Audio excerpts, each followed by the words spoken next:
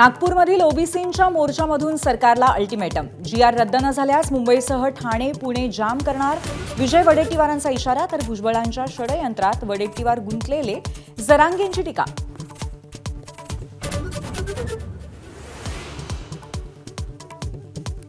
सहकार मंत्री बाबासाहेब पाटलांची माझ्याकडे दिलगिरी व्यक्त।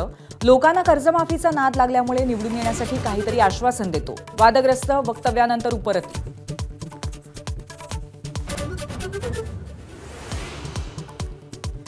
धायवळ शस्त्र परवान्यामुळे अडचणीत सापडलेले योगेश कदम एकनाथ शिंदेंच्या दरबारी। शिंदेंकडून योगेश कदमांच्या पाठीशी असल्याचं स्पष्ट।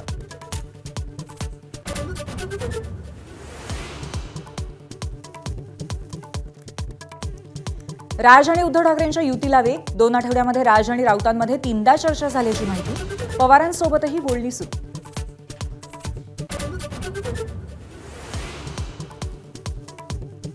ठाकरेंची शिवसेना आणि मनसे ठाण्यात एकत्र मोर्चा काढण्याची शक्यता।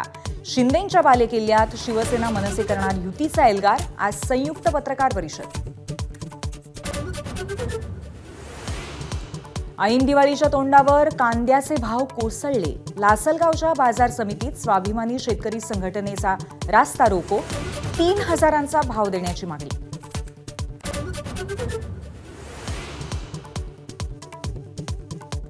धायवळ शस्त्र परवाना प्रकरणामध्ये कुणाचीही गय करणार नाही। मुख्यमंत्र्यांनी सक्त ताकीद दिल्याची अजित पवारांची माहिती। योगेश कदम, राम शिंदे, संतोष बांगर, तानाजी सावंत आरोपांच्या फेऱ्यात। क्रीडामंत्री माणिकराव कोकाटेंवरती राष्ट्रवादीकडनं 3 जिल्ह्यांची जबाबदारी। भुजबळांना बाजूला ठेवत नाशिक, धुळे आणि जळगावसाठी कोकाटे पक्षाचे संपर्क मंत्री। राज्य ऑलिम्पिक संघटनेच्या निवडणुकीत राजकीय रंग। केंद्रीय मंत्री मुरलीधर मोहोळ अजित पवारांना आव्हान देणार। राज्य कुस्तीगीर संघटनेकडनं मोहोळांचा अर्ज। तालिबानी परराष्ट्र मंत्री आमिर खान मुक्तकी यांच्या सोबतच्या शिष्टमंडळासोबत परराष्ट्र मंत्री एस जयशंकर यांची चर्चा। तालिबान सरकारला भारत अफगाणिस्तानचं सरकार म्हणून मान्यता देणार का याची उत्कंठा।